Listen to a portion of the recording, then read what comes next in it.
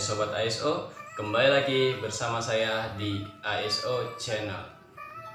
Nah, di video kali ini saya akan menjawab pertanyaan dari salah satu Sobat setia ASO Channel ya, yang komentarnya seperti ini nih.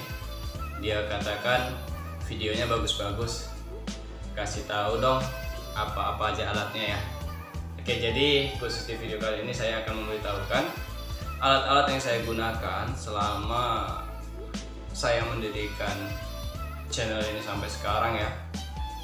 Ya, hitung-hitung curhat kali ya. Tapi sebelum saya mulai, bagi Sobat ASO yang baru saja bergabung, jangan lupa klik subscribe seperti yang ada di sini.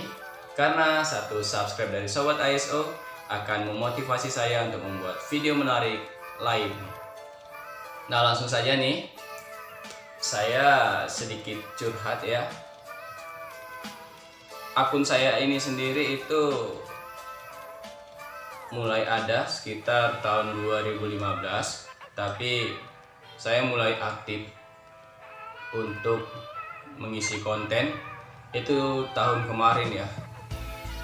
Ya, kalau kita bilang mungkin kurang lebih genap 1 tahun ini saya baru mulai fokus untuk mengisi konten-konten ini.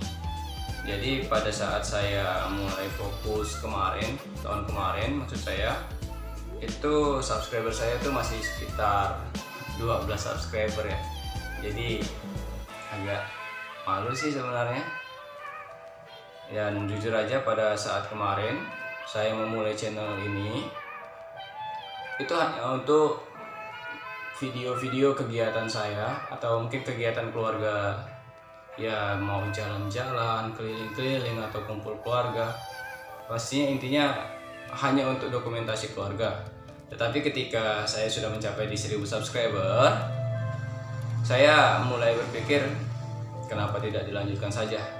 Dan alhamdulillah sampai dengan sekarang ini saya sudah mencapai di 3000 subscriber ya, atau mohon doanya supaya tahun ini subscriber itu akan terus bertambah. Nah, jadi langsung saja nih, tanpa basa-basi, saya akan memberikan apa sih alat-alat yang saya gunakan dalam membangun channel ini ya. Sebenarnya saya tidak menggunakan alat-alat yang super mewah kalau kita katakan, karena saya sadar bahwasanya seorang YouTuber pemula itu ya, kalau kita katakan memanfaatkan apa yang ada saja ya. Jadi langsung saja nih, alat yang saya gunakan adalah ini ada Gorilla Pod Mini ya. Ini sudah usianya sudah setahun ya, setahun lebih lah ya. Karena ketika saya membangun channel ini, saya langsung kepikiran kenapa saya tidak beli Gorilla Pod. Ini bisa kita lihat ya, ini adalah Gorilla Pod yang mini. Ini holdernya ya, bisa dipasangkan kemari. Jadi kalau Sobat ASO buat video-video yang duduk atau kita katakan sedang buat video kuliner, ya cukup ini aja diletakkan di meja atau ya pokoknya tempat yang bisa mendudukkan holder ini ya. Ya kadang bisa sih kita gunakan untuk dipegang seperti ini ya. Oke. Nah, alat yang kedua itu saya punya stabilizer, tapi stabilizer ecek-ecek sih kalau saya katakan ya. Ini dia. Nah, ini saya gunakan ketika saya mau ngevlog nih. Ini holdernya dipasang. Jadi ketika saya ngevlog, saya menggunakan stabilizer ini. Jadi misalnya cara penggunaannya ya gampang sih. Ya seperti ini lah kita katakan ya. Ya udah, tinggal kita lihat ke kameranya, kita buat rekaman videonya. Tapi stabilizer mini ini itu bisa kita multifungsi ya. Selain dia sebagai untuk vlog tadi, dia juga bisa untuk dicagakkan. Kalau kita berada mungkin di meja atau ya buat video kulineran nih. Jadi gunanya bisa menjadi tripod. Oke. Nah, selanjutnya yang saya gunakan itu adalah GorillaPod, sama seperti yang pertama tadi, tapi kali ini GorillaPodnya adalah yang large ya, yang besar. Nah, seperti di video sebelumnya ini mana ya? Oke, baut ini untuk model-model kamera ya. Jadi kalau kita untuk pengguna handphone atau smartphone cukup dibuka, jadi biar terlihat baut yang kecil ya, bisa dilihat ya sobat ya. Oke, nah disinilah kita letakkan holdernya. Oke, nah selanjutnya saya pakai yang namanya tripod support ya. Tripod support itu bentuknya seperti ini.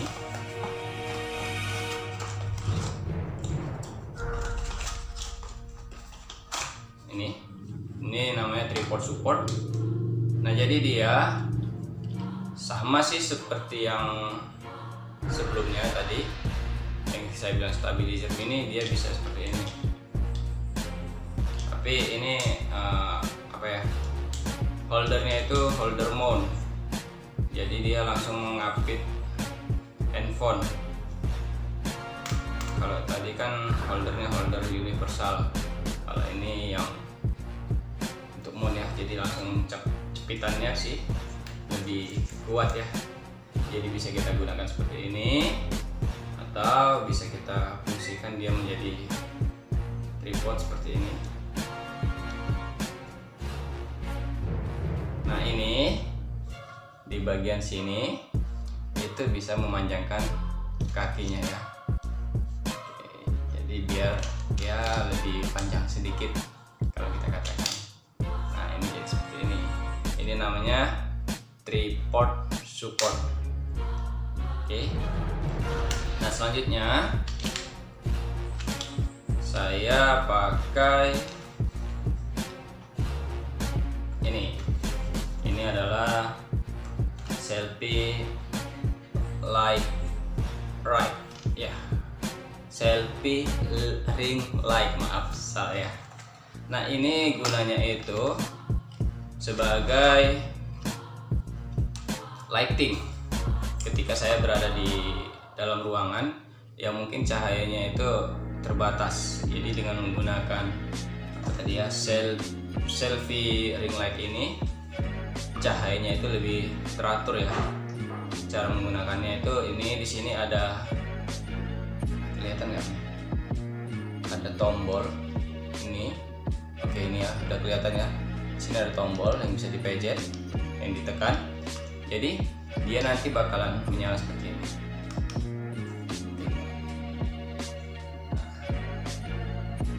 Lebih stabil ya. Tekan. Jadi kalau mau lebih terang bisa kita tekan lagi. Nah, biasanya nih saya gunakan selfie ring light ini sebagai lighting saya. Jadi kita masukkan ke handphone seperti ini. Ini karena kita tadi mau merekam, jadi saya tidak pakai ini. Nah, di sini bisa terlihat bahwasanya kualitas cahayanya lebih terang karena saya menggunakan selfie ring light.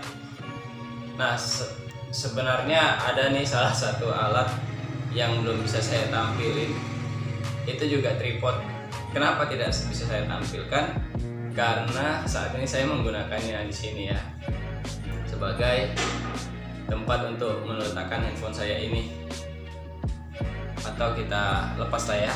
Oke sobat, kita lepas, jadi biar sobat semuanya tahu alat apa yang saya gunakan. Nah, ini dia ya sobat ya, ini tripod, kalau nggak salah saya WTP 3110 ya. Jadi saya kalau membuat video yang seperti ini, kalau kita bilang di retakan seperti ini, lebih sering saya menggunakan tripod WTP ini. Oke, kita buat kembali ya. Nah, untuk proses editingnya sendiri saya hanya menggunakan aplikasi KineMaster. Jadi kalau kita bilang ya namanya juga kita kelas pemula, jadi memanfaatkan alat apa yang ada. Dan saya pastinya murni menggunakan handphone. Kita matiin aja ya sobat ya, karena silau dia ya di lensa kacamata saya.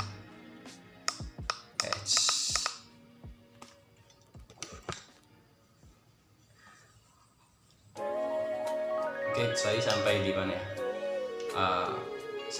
Saya di sini menggunakan handphone ya, jadi tidak ada kamera khusus. Dan saya ya, namanya kita juga masih YouTuber pemula, jadi intinya memanfaatkan yang ada. Dan ingat, intinya ketika kita menjadi seorang YouTuber, jangan pernah patah semangat dan teruslah berkreasi. Asah terus potensi diri Anda dan kreativitas Anda. Oke, mungkin ini saja video saya kali ini, dan sampai jumpa di video menarik lainnya. Salam Ondol Saha.